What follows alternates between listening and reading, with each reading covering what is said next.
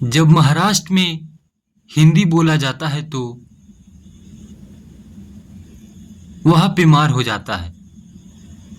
जब तमिलनाडु में हिंदी बोला जाता है तो वहाँ पे मार हो जाता है। और जब चेन्नई में हिंदी बोला जाता है तो वहाँ भी मार हो जाता है।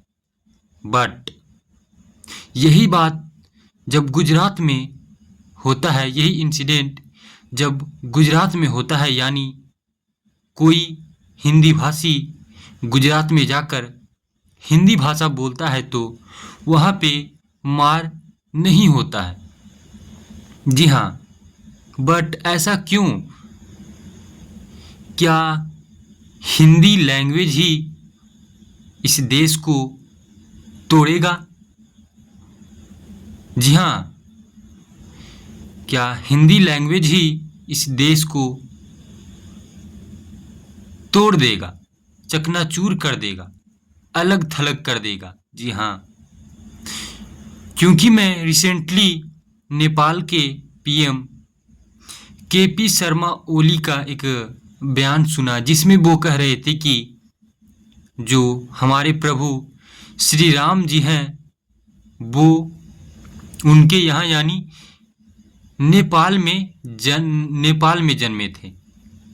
जी हाँ, जो प्रभु श्री राम हैं उनके यहाँ नेपाल में जन्मे थे और वो नेपाल के।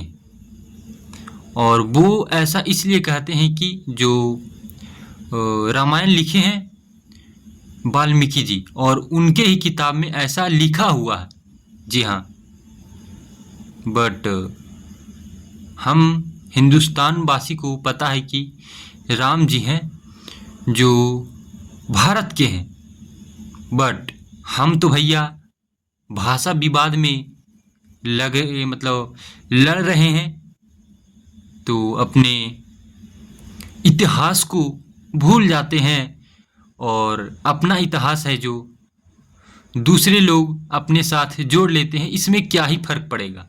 जी हाँ, राम जी तो हमारे थे, बट उनका कनेक्शन नेपाल के पीएम केपी शर्मा ओली अपने से जोड़ रहे हैं, और शायद जोड़कर अपना इतिहास भी बना ले कि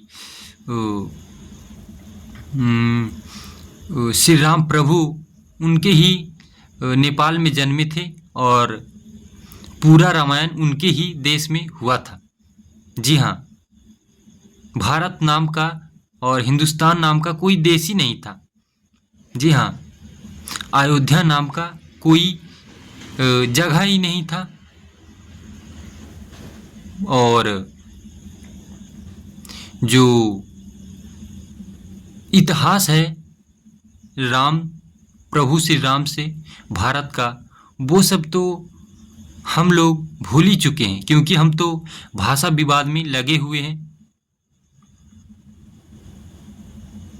महाराष्ट्र में हिंदी बोलो तो लड़ाई हो जाता है, तमिलनाडु में हिंदी बोलो तो लड़ाई हो जाता है, और ये नेपाल के लोग भगवान प्रभु श्री राम से वो अपना जोड़ रहे हैं कि भगवान प्रभु श्री राम वो उनके थे।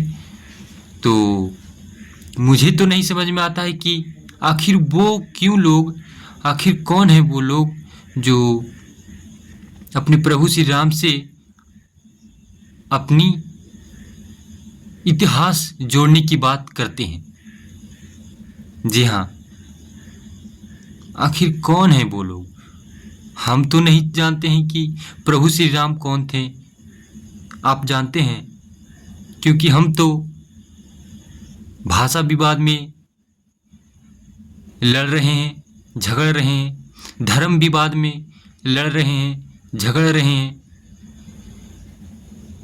और मेनली इसका कारण मुझे लगता है कि ज़्यादातर लोग इंडिया में बिहार के हैं और यूपी बिहार के हैं, तो शायद मुझे ऐसा लगता है कि यही दो राज्य के लोग जो हैं पूरे देश में फैले हुए हैं, और वही सब लोग हैं जो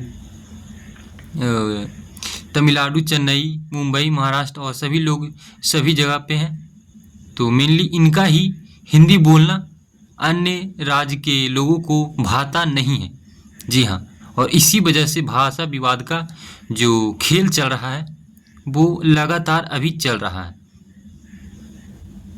तो मेनली मेरा यही कहना है कि हम तो भाषा विवाद में लड़ते रहेंगे और हमारे इष्ट प्रभु है, हमारा इतिहास है, हमारा जो पुराना इतिहास है श्री राम प्रभु से, वो तो दूसरे को लेके चल जाएंगे।